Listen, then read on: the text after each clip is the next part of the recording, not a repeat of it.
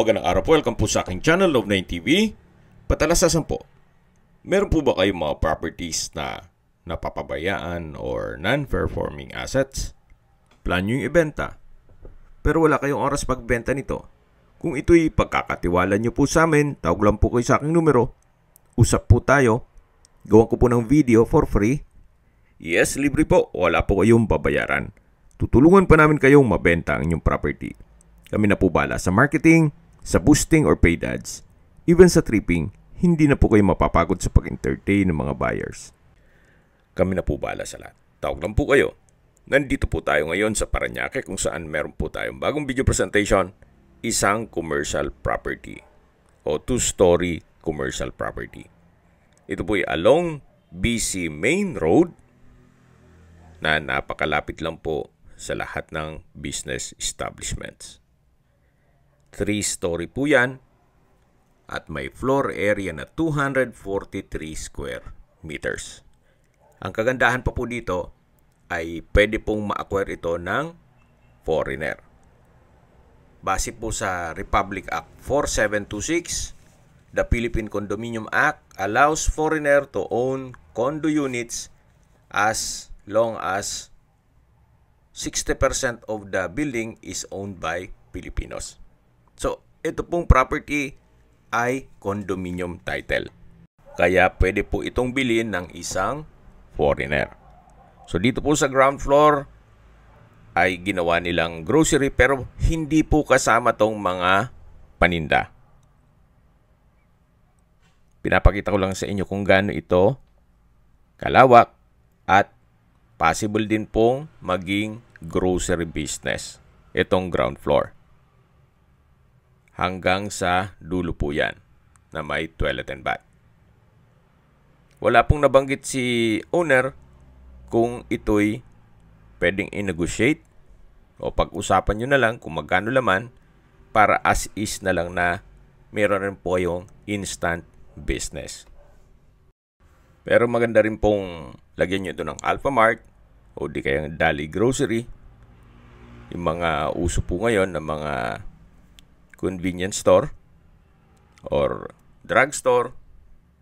So, depende po sa magiging purpose nyo dito. Or kung may negosyo kayo, pwede naman po itong maging outlet ng inyong produkto. At dito po sa dulo ay meron po maliit na kwarto na pwedeng gawing office.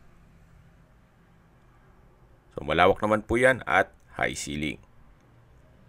Then, ito po yung hagdan na papunta naman yan sa second floor at third floor. Sa baba po ng hagdan ay meron pong banyo. At aakyat na po tayo dito sa stairs kung saan ito ay naka-wooden staircase, handrail at railing. Samahan niyo po ako, aakyat po tayo. Ito namang second floor ay malawak din po siya.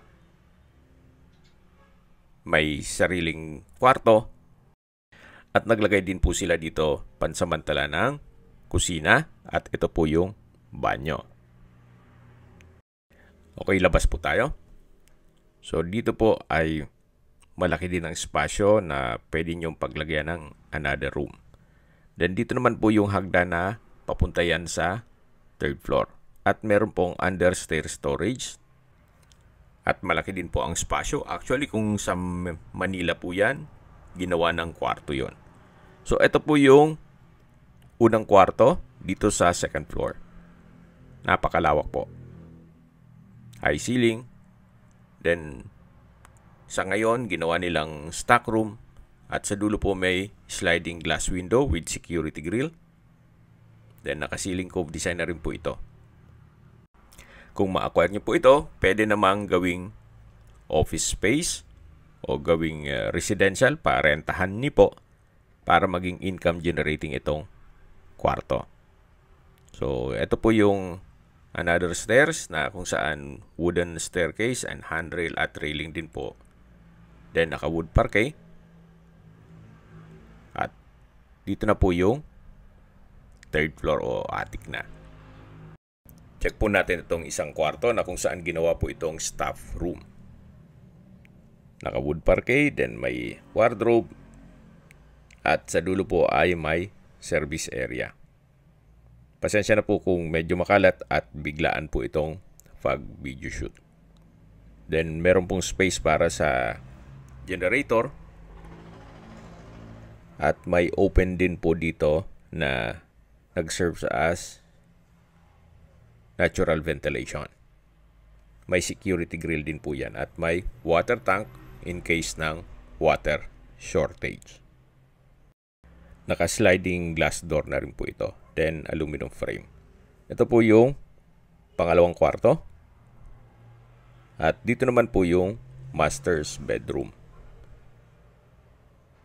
So dito po sa master's bedroom ay napakalawak po. May wardrobe from floor to ceiling. Then naka-wood parquet ang flooring. Sa dulo po ay may sliding glass window. Sa laki po nitong espasyo, kung sakaling paupahan ninyo, medyo may lasa din po ang presyo nito. At mayroon din pong sariling toilet and bath.